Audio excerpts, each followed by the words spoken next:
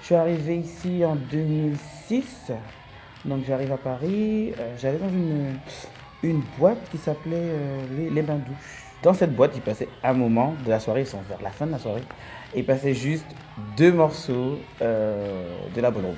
Deux morceaux voguing. Je voguais déjà là, donc tout le monde regardait et se demandait mais c'était quoi ce truc? C'est quoi cette danse? Je ne comprenais pas vraiment, donc il y avait souvent des moqueries. J'ai commencé déjà à aller dans des battle hip-hop. Oui, c'est surtout une danse qui ne peut pas être dissociée de son univers culturel.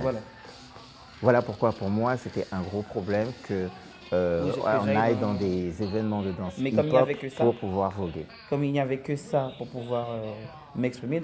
En 2009, lorsque je suis rentré des États-Unis, peut-être un mois ou 2 mois, je suis allé dans une boîte de nuit où j'ai rencontré Très Cher. Étant des danseurs passionnés, il y a eu une battle sur le dance floor. De là, on s'est rendu compte qu'on avait une passion pour cette danse qui est le voguing. Et quand elle est arrivée après, en 2009, sa question, je me souviens très bien quand elle m'a dit mais pourquoi tu vas là-bas? Alors je lui ai dit il n'y a que là. Elle fait non, il faut arrêter.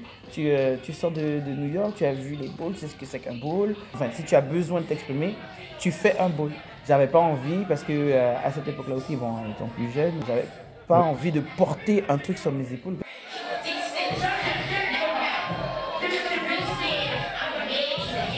Parce qu'il a fallu d'abord ramener les gens et les rassembler. Elles étaient 3, 4, pas plus. Et après, elles ont ce même noyau à diffuser à d'autres. Et puis, je pense aussi que lorsqu'on a organisé le premier ball, il fallait qu'elles prennent conscience du sérieux des choses.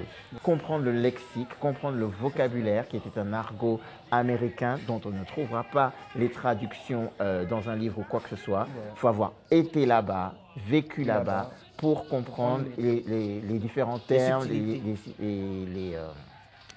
les nuances des choses. Et je dirais l'une des seules qui a compris ça dès le départ et qui s'est investie dès le départ et qui n'a pas cherché à tergiverser, à se dire « Oh non, mais je vais faire autrement », c'est Kiona.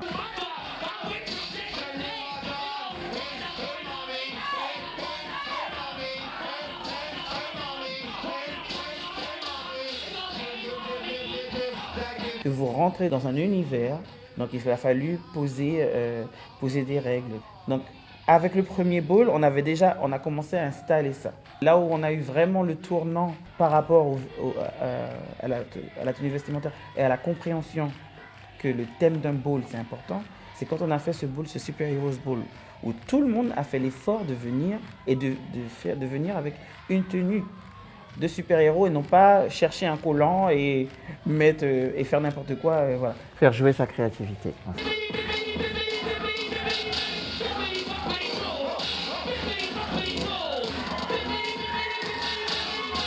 Le ballroom est un espace qui permet à une personne complètement lambda d'exprimer son talent. Chose qu'on ne peut faire nulle part ailleurs. Déjà. Ensuite, ce qu'il faudrait ne pas oublier, c'est que c'est un univers LGBT. Ben, moi, je trouve que si ça a pris comme ça, si la ballroom elle a pris et que ça c'est comme ça, c'est surtout avant même tout ça, c'est surtout parce qu'ils sont des noirs.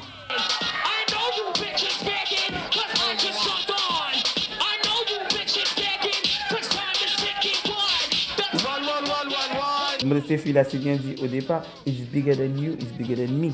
Donc c'est plus que nous. Oui, forcément ça va nous dépasser puisqu'on a créé quelque chose. Pour moi c'est tout à fait normal que ça nous dépasse et que les autres prennent le flambeau parce que l'univers ballroom est un univers de transmission. On transmet son savoir à quelqu'un d'autre pour qu'il prenne le flambeau et le transmette à quelqu'un d'autre. Donc c'est tout à fait normal qu'après qu'on ait organisé des balls et lancé le mouvement, d'autres le prennent et prennent le relais. Parce que ce qu'on cherche c'est avoir une pérennité. Première, qui sommes là, c'est aussi, notre rôle, c'est aussi de pousser les gens vers le haut. C'est pas justement de les tirer vers le bas, il faut les pousser vers le haut. Il faut monter cette communauté vers le haut. Donc il est là notre boulot.